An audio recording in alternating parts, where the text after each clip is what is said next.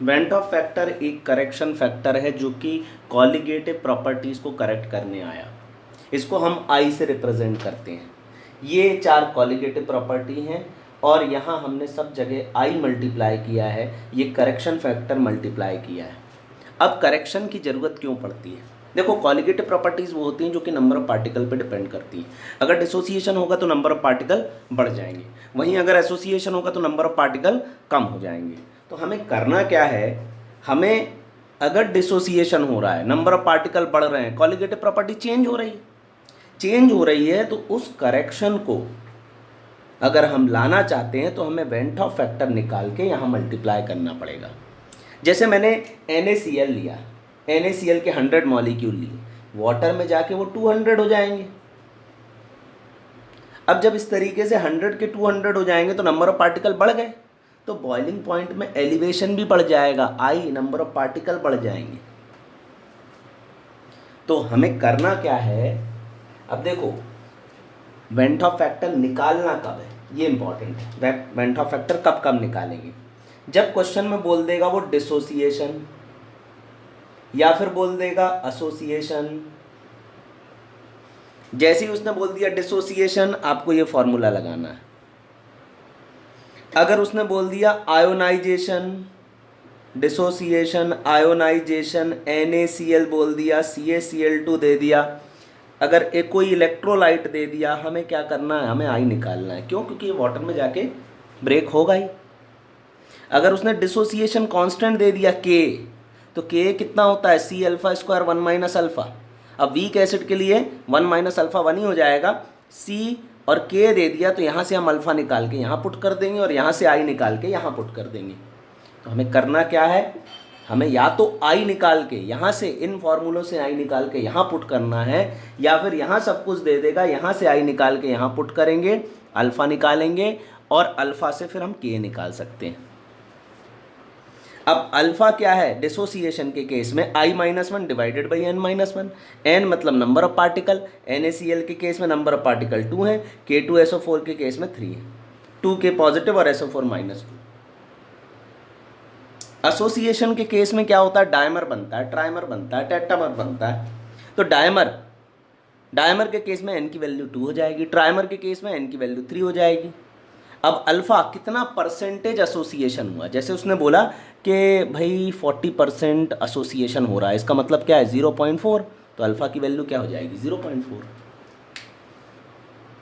तो इस तरीके से वो एसोसिएशन डिसोसिएशन का परसेंटेज दे देगा, लेकिन कई बार ऐसा नहीं करेगा। जैसे NaCl के केस में अगर उसने कुछ नहीं बोला तो आपको डिसोसिएशन 100% मानना है।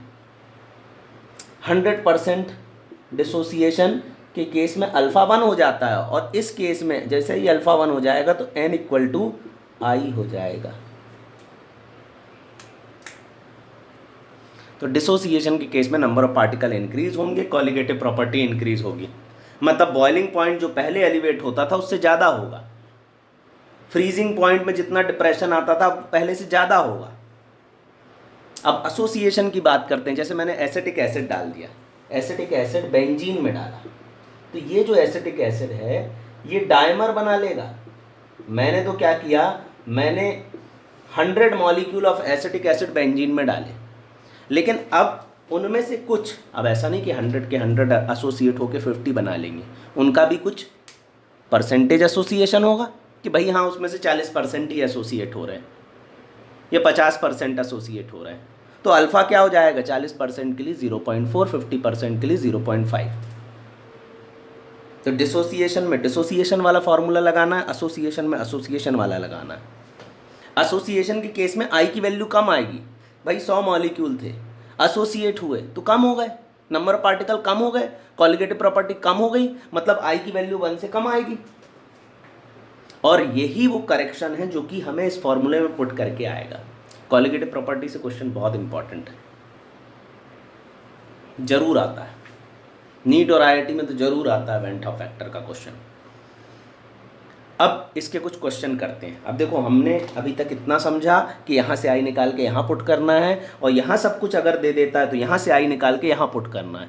अल्फ़ा पूछेगा या K पूछेगा।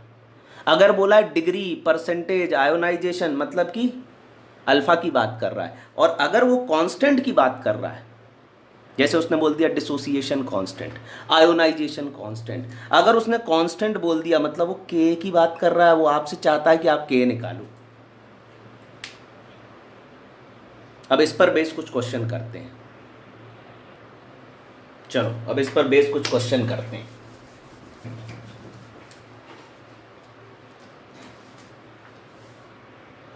अब देखो इस पर पहला question, the freezing point in degree centigrade of a solution containing 0.1 gram of K3FeCN whole 6। यहाँ पर दिया है K3FeCN होल 6। अब ये एक इलेक्ट्रोलाइट है और इसमें होना है डिसोसिएशन, तो हम अल्फा वाला जो फॉर्मूला लगाएंगे वो डिसोसिएशन वाला लगाएंगे। मॉलिक्यूलर वेट इसका दे रखा है, मॉलिक्यूलर वेट दिया है 329 और फ्रीजिंग पॉइंट पूछा है और वाटर का केएफ दे रखा है 1.86 केल्विन केजी पर मोल।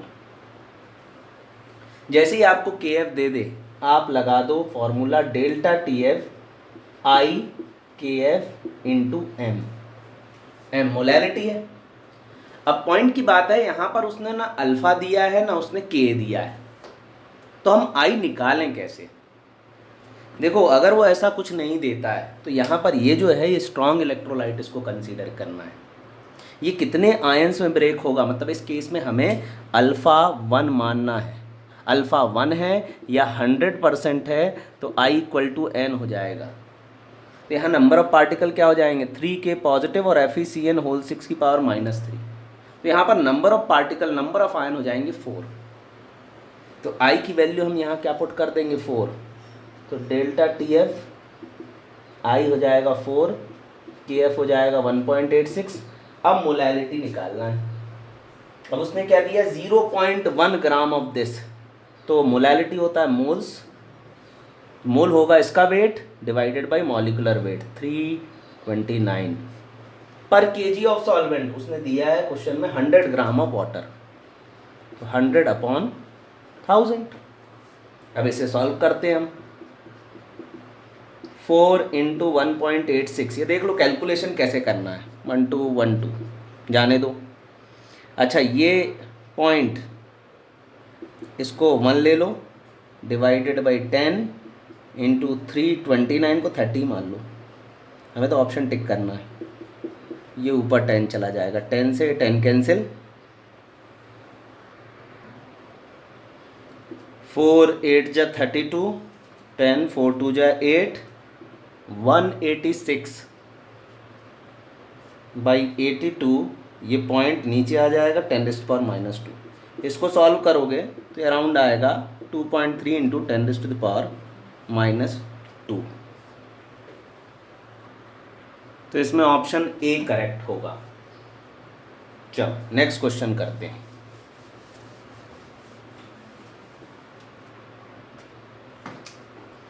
A 0.1 molar aqueous solution of weak acid is 30% ionized।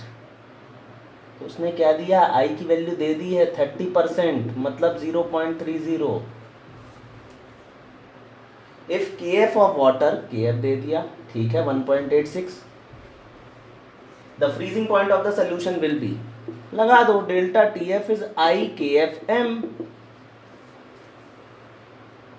Weak acid दिया है तो यहाँ पर आपको वीक एसिड, आप एसिटिक एसिड मान लो, नंबर ऑफ आयन 2 मान लो इसमें। अब ये जो वीक एसिड है इसके लिए हमें आई निकालना पड़ेगा। तो यहाँ डिसोसिएशन हो रहा है, तो डिसोसिएशन के लिए फॉर्मूला क्या, alpha is I-1 divided by n-1। इसको n को 2 मान लेंगे। अल्फा सॉरी ये अल्फा दिया है, 30% डिसोसिएशन हो रहा है, इसका मतलब अल्फा दिया है। तो अल्फा क्या हो जाएगा 0.3, तो 0.3 is I-1 divided by n-1। ये इधर ले जाओ, ये इधर ले जाओ, I की वैल्यू आ जाएगी 1.3। और सही बात है डिसोसिएशन है तो 1 से ज़्यादा ही आना चाहिए। तो डेल्टा TF में I की वैल्यू पुट कर दो 1.3, 1.86 इंटू मोलैरिटी 0.1 मोलल दिया है, तो 0.1 से मल्टीप्लाई कर दो। इसको मल्टीप्लाई करने के बाद 1.3 0.13 इंटू 1.86, यह आएगा अराउंड 0.24 के आसपास।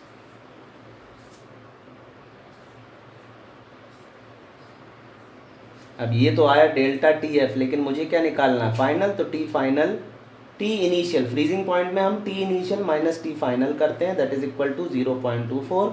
Initial freezing point 0 degree centigrade है, टी फाइनल निकालना है 0.24।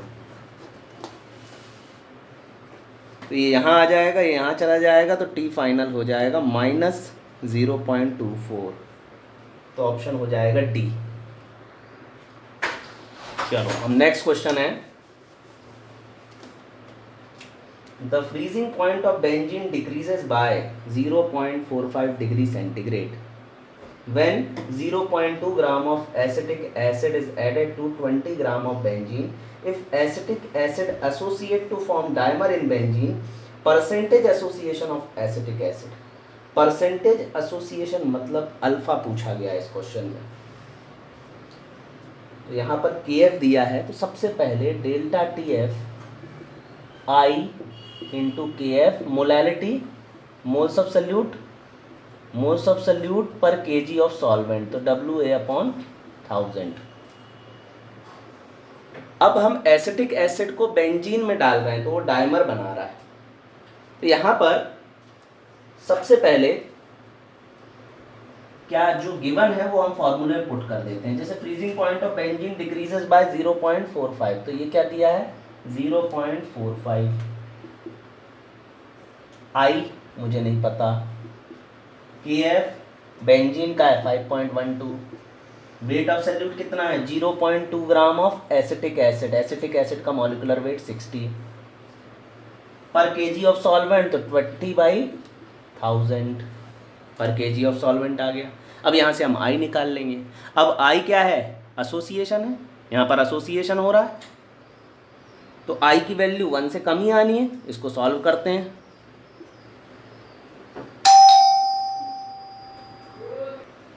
अब देखो ये पॉइंट हटेगा, ये गया, ये 2 0 आ गए, ये 2 0 कट गए, ये 2 1 जा, ये 2 1 जा, 1/6 आई इंटू 5.12 डिवाइडेड बाई 6 0.45। तो आई की वैल्यू क्या हो जाएगी 0.45 इंटू 6 डिवाइडेड बाई 5.12। अब इसको हम सॉल्व करते हैं। अब इसको देखो, ये पॉइंट हटाओ, ये पॉइंट हटाओ, 45 इंटू 6 270 डिवाइडेड बाई 512। इसको डिवाइड करोगे ये आएगा अराउंड 0.51। अब अल्फ़ा की वैल्यू कैसे निकालनी है, अल्फ़ा निकालने के लिए अब यहाँ पर एसोसिएशन है, तो अल्फ़ा होता है 1 - i divided by 1 - 1/n। Dimer बना रहा है, n की वैल्यू 2 रख दो, i की वैल्यू 0.51 रख दो। अब यहाँ से अल्फ़ा निकालना, तो ये 0.51, तो ये क्या हो जाएगा 0.49 डिवाइडेड बाई 0.50। तो ऑलमोस्ट जो अल्फ़ा है ये 0.95 के आसपास आना चाहिए। और अगर हम इसे परसेंटेज में देखें तो अल्फ़ा हो जाएगा 95%। तो इसमें से बी ऑप्शन करेक्ट है।